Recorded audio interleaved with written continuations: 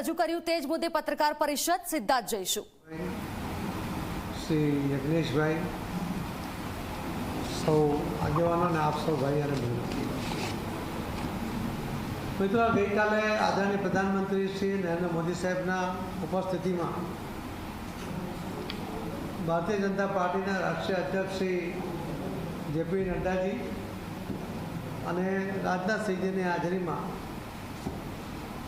સંકલ્પ પત્ર કાલે જાહેર કરવામાં આવ્યો છે. 2024નો લોકસભાનું આ ઇલેક્શન એ સંકલ્પ પત્રના આધારે લગભગ 24 જેટલા મહત્ત્વના મુદ્દાના આધારે અને એમાં મહત્તમ મોદી સાહેબની ગેરંટીના મુદ્દાઓનો સમાવેશ કરીને આપવામાં આવ્યો છે. સૌથી મહત્ત્વના મુદ્દાઓમાં કેટલાક આપણી સાથે વાત કરીશ કે જેમાં કોંગ્રેસના સમયમાં આતંકવાદથી ગ્રસ્ત આપણો દેશ આજે સલામત એ દેશ બન્યો છે અને એ સલામતીની ગેરંટી મોદી સાહેબે ફરીથી આપી છે.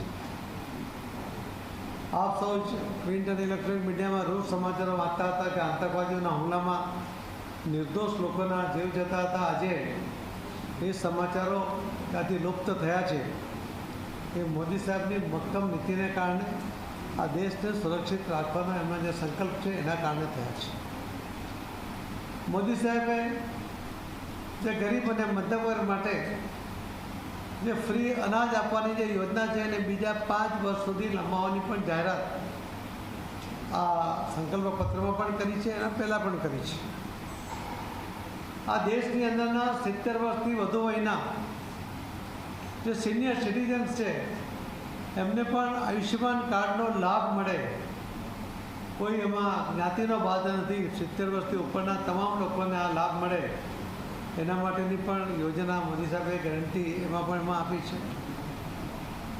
જે રીતે દરેક સમાજને સાથે લાવવાનો અને સાથે લઈને ચાલવાનો એમનો પ્રયત્ન છે, સૌનો સાથ સૌનો વિકાસ, આ સૂત્રને યથાર્થ ઠેરવવાનો જે એમનો પ્રયત્ન છે, એમાં મહિલાઓની સુરક્ષા, મહિલાઓના અધિકારોનું રક્ષણ, મહિલાઓના વિકાસ, એના માટેની અનેક યોજનાઓ દ્વારા મોદી સાહેબે આ દેશની બહેનોને ખાતરી પણ કરાવી છે.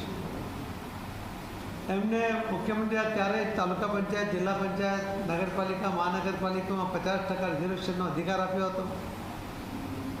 અને પ્રધાનમંત્રી બન્યા પછી જે સ્વતંત્ર ભારતનું પોતાનું કહી શકાય એવું જે ભવન નિર્માણ કર્યું, એની અંદર પણ ઐતિહાસિક ભવન ઐતિહાસિક સમયમાં નિર્માણ કરીને પહેલો ઐતિહાસિક ઠરાવ કરીને બહેનોને આ દેશના તમામ રાજ્યોમાં અને તમામને લોકસભામાં પણ 33%નું રિઝર્વેશન એ મોદી સાહેબે આપીને આ દેશની મહિલાઓ એ ટેલેન્ટને ઓળખીને એમણે આ દેશની સીમાઓની સુરક્ષા માટે પણ એનું નેતૃત્વની જવાબદારી આપી છે. સુરક્ષાની જવાબદારી ફક્ત નથી આપી, એનું નેતૃત્વ કરાય એવી જવાબદારી આપીને એમણે આખા દુનિયાને બતાવ્યું છે કે ભારતની આ બહેનો, આ દીકરીઓ આ દેશની સીમાઓને સુરક્ષિત રાખવા માટે સક્ષમ છે. આ દેશના યુવાનોની ટેલેન્ટને ઓળખીને એમને પણ બેન્કો લોન આપે, યુવાનો સ્વાવલંબી બને, વગર વ્યાજની લોન આપે, એ પ્રકારના આપણે યોજનાઓ બનાવી. બેન્કોનો પ્રશ્ન હતો કે આની અંદર ગેરંટર કોણ? ત્યારે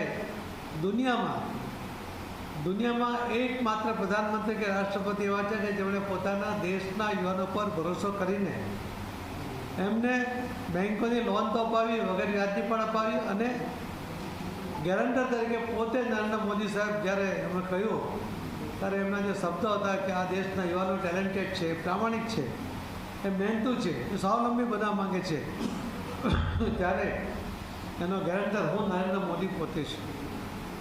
એમણે ખેડૂતો માટે આજ દિન સુધી કોઈ સરકારો યોજના નહીં બનાવી. એમણે દરેક ખેડૂતને જેનો 7/12માં નામ છે એમના, કોઈ પણ અરજી કર્યા વગર, કોઈ પણ લાચારી પ્રગટ કર્યા વગર જે અન્નદાતા છે એને સન્માન મળવું જોઈએ એટલા માટે 7/12માં જેમ નામ છે દરેકને વર્ષે 6,000 રૂપિયા 3 ટુકડામાં એવા 11 કરોડથી વધુ ખેડૂતોને એમણે આ યોજનાનો લાભ સતત આપતા આવ્યા છે. એને પણ કન્ટિન્યુ કરવાના છે. એમણે આ દેશના ગરીબ, કોંગ્રેસના સમયમાં ઇન્દિરા ગાંધીએ ગરીબી હટાવવાના સૂત્ર આપ્યા હતા, પણ મોદી સાહેબે કોઈ પણ જાતનું સૂત્ર આપ્યા વગર એમણે આ 140 કરોડની વસ્તીમાંથી 25 કરોડ આ ગરીબ લોકોને ગરીબી રેખામાંથી સક્સેસફુલી બહાર કાઢ્યા છે. આ કોઈ સરકારનો સર્વે નથી, આ કોઈ મોદી સાહેબનો સર્વે નથી. આ યુનાઇટેડ નેશનમાં આખા દુનિયામાં જે સર્વે થાય છે એનો આ રિપોર્ટ છે કે 10 વર્ષના શાસનમાં મોદી સાહેબે 25 કરોડ લોકોને ગરીબી રેખામાંથી બહાર કાઢ્યા છે અને બાકીના લોકોને પણ આવનારા દિવસોમાં બહાર કાઢવાના છે. 4 કરોડથી વધુ લોકોને મકાનો આપ્યા છે અને આવનારા દિવસોમાં 3 કરોડ વધુ લોકોને મકાન આપવા માટેની પણ ગેરંટી આ મેનિફેસ્ટોમાં, આ સંકલ્પપત્રમાં આપવામાં આવી છે. આ દેશને એક જ ઇલેક્શન હોવું જોઈએ, વન નેશન વન ઇલેક્શન. એ દિશામાં પણ આગળ લઈ જઈને જે સમય બગડે છે, જે રીતે પૈસાનો વ્યય થાય છે, જે રીતે લોકો ઇલેક્શનના કારણે વિકાસ નોંધાય છે અને એને દૂર કરવા માટે આપણે કમિટી બનાવીને અભિપ્રાય મેળવ્યા, દરેક પાર્ટીઓ સાથે વાત કરી અને બિલકુલ કમિટેડ છે કે વન નેશન વન ઇલેક્શન જ હોવું જોઈએ અને એ દિશામાં પણ આગળ વધવાની આપણે ખાતરી આપી છે. હું આપ સૌને કહીશ કે ઘણી બધી યોજનાઓ આમાં આપની સમક્ષ કાલે પણ આવી છે. અમારા આદરણીય મુખ્યમંત્રીશ્રી પોતે પણ એ કેટલાક મુદ્દાઓ જે યોજનાઓના છે આપની સમક્ષ મૂકવાના છે. એટલા માટે હું અમારા મુખ્યમંત્રીશ્રીને વિનંતી કરીશ કે આપની સમક્ષ થોડા પોતાના મંતવ્ય મૂકે. ધન્યવાદ. આજની પ્રેસ કોન્ફરન્સમાં આપણી સૌની સાથે ઉપસ્થિત પ્રદેશના યશસ્વી અધ્યક્ષ શ્રી આર પાટીલજી, પ્રદેશના મહામંત્રી રજનીભાઈ, મુખ્ય પ્રવક્તા યમલભાઈ, પ્રદેશ મીડિયાના ઇન્ચાર્જ યજ્ઞેશભાઈ, જુબીનભાઈ, પ્રેસ મીડિયાના સૌ મિત્રો, સૌને મારા નમસ્કાર. વિશ્વના સૌથી લોકપ્રિય નેતા, ભારતના યશસ્વી વડાપ્રધાન શ્રી નરેન્દ્રભાઈ મોદી સાહેબ, દેશના ગૃહ અને સહકારિતા મંત્રી શ્રી અમિતભાઈ શાહ, ભારતીય જનતા પાર્ટીના રાષ્ટ્રીય અધ્યક્ષ શ્રી જેપી નડ્ડાજી તથા સંકલ્પ પત્ર સમિતિના અધ્યક્ષ શ્રી રાજનાથસિંહજીને સર્વસમાવેશી, સર્વવ્યાપી અને દેશના નાગરિકોની આશા અને આકાંક્ષાને પ્રતિબિંબિત કરતો સંકલ્પ પત્ર રજૂ કરવા માટે ખૂબ ખૂબ અભિનંદન પાઠવું છું. ચૂંટણી ઢંઢેરો નહીં પણ પ્રજાની સેવાની ગેરંટીનું સંકલ્પ પત્ર લઈને આવ્યા છીએ. પ્રજાએ દિલ ખોલીને મોદી સરકારને આવકાર આપ્યો છે અને હજુ પણ 2047માં વિકસિત રાષ્ટ્ર બનાવવાના ભાજપના સપનાને પૂરું કરવા ફરીથી એકવાર 400 પારનો મેન્ડેટ આપશે.